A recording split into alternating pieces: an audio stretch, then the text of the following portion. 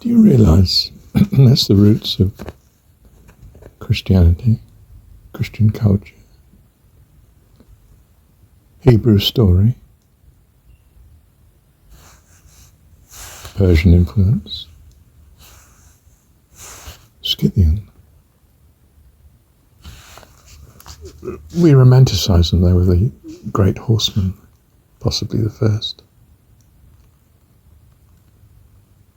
Would have a horse that was,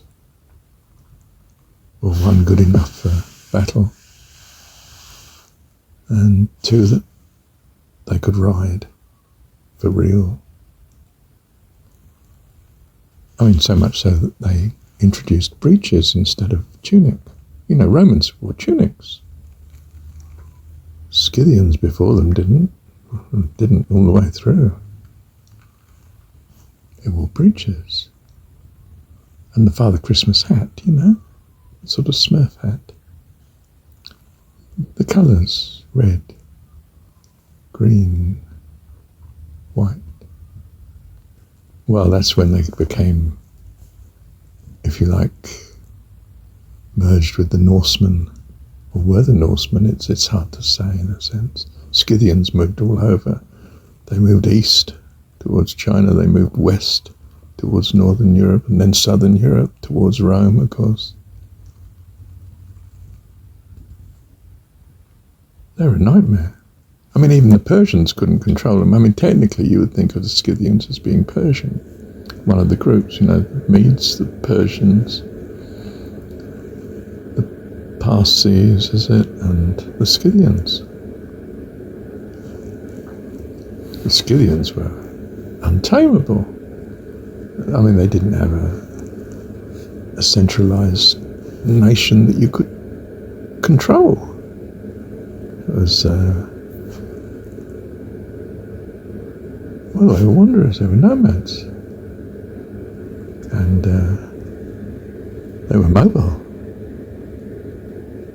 You know, pick up your house, take it with you, and your horses and so on. I mean, they're great from the Persian point of view when you wanted, you know, fighters in the army. And they became powered by Persian religion, and then,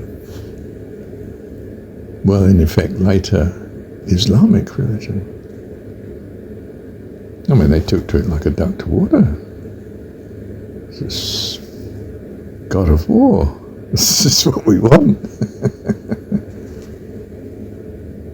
And you know, when the Persians introduced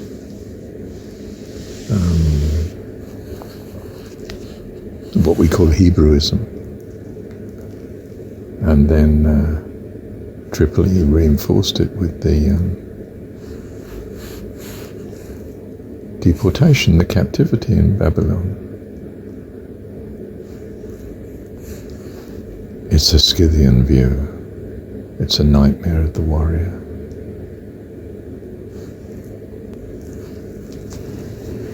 Because of course the locals, the Canaanite people, they were, you know, in what we think of as Palestine and so on, that sort of area. The Holy Land, a less holy place you couldn't come across, really. The historicity is that they're founded on massacre of the original people, the other Canaanites, and anyone else that got in the way. They were nomadic in a way too. I mean, settled in some sort of... I mean, their desperation was, you know, to try and pull it together and think of it as a country, as a nation. They're warring tribes. They warred with each other. I mean, you know, there's the great... I mean, it's historicity, really, but there's the great King David and his son who's utterly debaucherous. I mean, well, I mean, if I said to you, I'm a good Christian, but I have 300 wives and 700 concubines, you might just feel something's a bit out of place.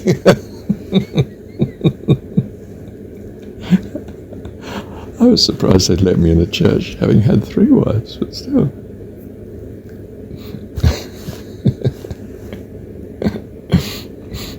Look, the whole thing's Monty Python. And the Persian story, like these Scythian people who are not distinguishable from the general Hun and hordes of Central Asia. I mean, there was nothing between them, really. They're just murderous dogs, quite honestly. And their influence on the other murderous people of the world was, well, birds of a feather, really. Would you wonder that the Jewish people in the Jesus story couldn't accept Jesus? I mean, they're totally foreign to them. Loving Heavenly Dad. I wish you should be sacrificing animals. Blood everywhere. Tens of thousands on the big celebrations. Well, according to the historicity, I mean, must have been an absolute bloodbath. Sort of safe nightmare. Save animals from exploitation.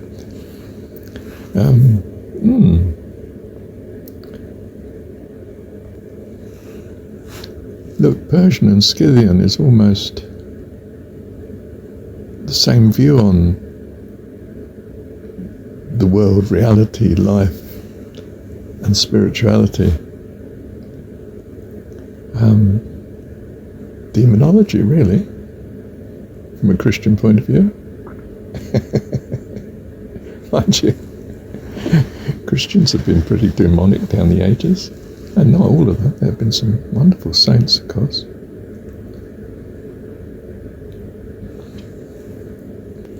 But I don't think the Crusaders were among them.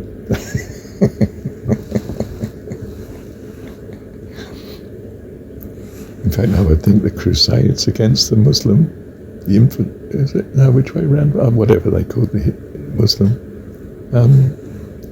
I should think it was like confronting like, really.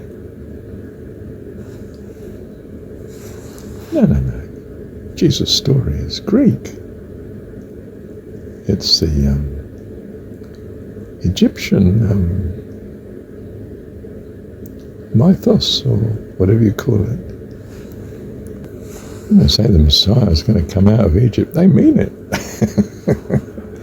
They mean the other superpower around. Egypt, not Persia. And it's the Egyptian one that won in the end. It's them that took Rome, made it the heart of Christianity, an extremely pagan religion, I might point out.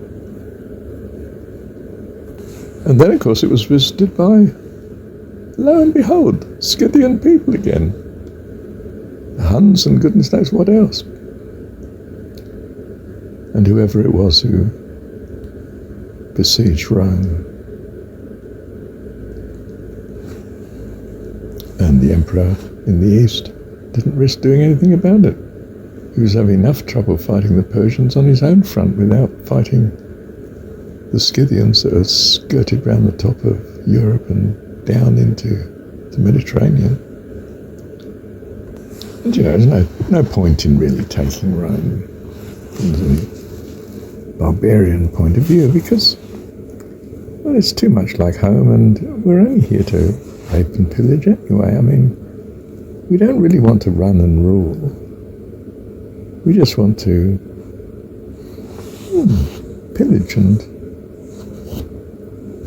take, which of course has been the Christian way, hasn't it, as well? I mean, the Roman Empire wasn't exactly loving. And the British Empire, which was, the descendant of such in the end, was of the same sort of rape and send a gunboat view. Strip the country of its wealth. Oh, it's like the Commonwealth. It's a Commonwealth, yes. It's common from all. All the wealth's common. And it's taken and used by the English elite. You can't even say British elite. I mean, the landowners in Ireland were all English. That's why Cromwell went to put down the rebellion in Ireland. Crushed it savagely like any... Well, Scythians would have been proud of him.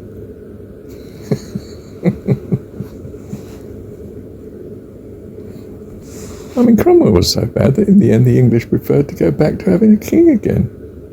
And I think it was they begged William of Orange to come over and take over the vacant seat of king. Well, it was vacant because, of course, they'd murdered the king. Poor chap couldn't speak English. Never managed to learn it either. Thought it was an awful place, really. Preferred where he'd come from. Orange. Germany, I gather. Was it a sort of Germanic type state? When we say Germanic, we mean Scythian, mate. We mean these frightening hordes that, well, you couldn't tell them from the Norsemen and so on. I mean, they were just... And when I say Norsemen, I mean Vikings, Normans, Saxons, Danes. I don't know. All appalling. No matter whether they called themselves Christian or not, I mean, they were still bad.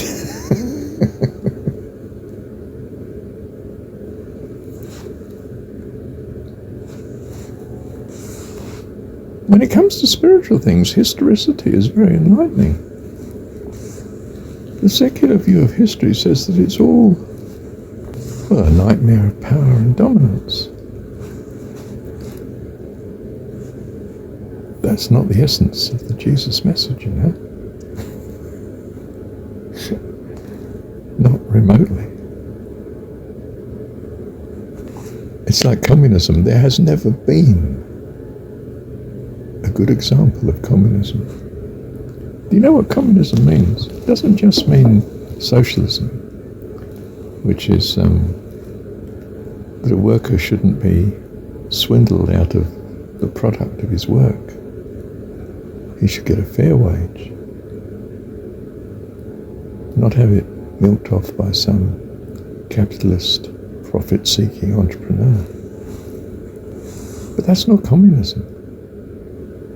You go through a period of socialism according to the great, I was going to say writings, but scripture really, communist scripture. Karl Marx, the sort of St. Paul of the mythical St. Paul of the communist philosophy of life. Religion. Communist religion, it's a religion really. It worships the ideal state, a bit like Hebrew religion. Hebrew religion was God's purely there to bring about the ideal state, us, Israel.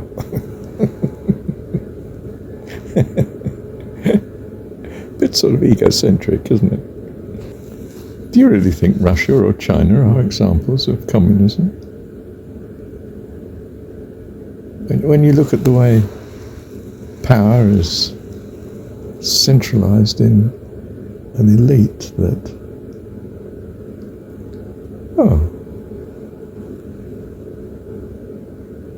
enjoys wealth and resources to the disadvantage of the poor, just as much as any historical Western nation or any other.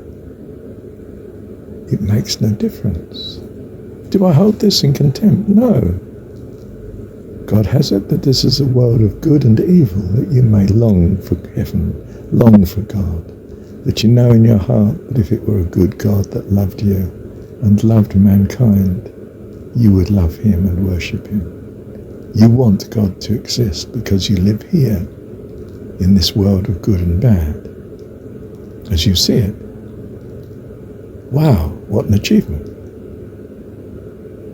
That's the value. I'm not here to change the world, it's doing very well. You know, Jesus says, I'm not praying for the world, I'm praying for those that thou hast given me. And yes, I want more, and I'm looking out for anyone that, has ears to hear, and I've sent everyone that does out there to do the same.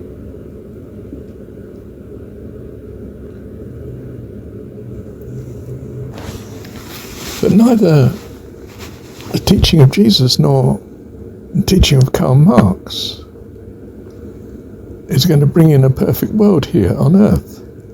I'm not a millenniumist, or whatever it is. Millenniumist.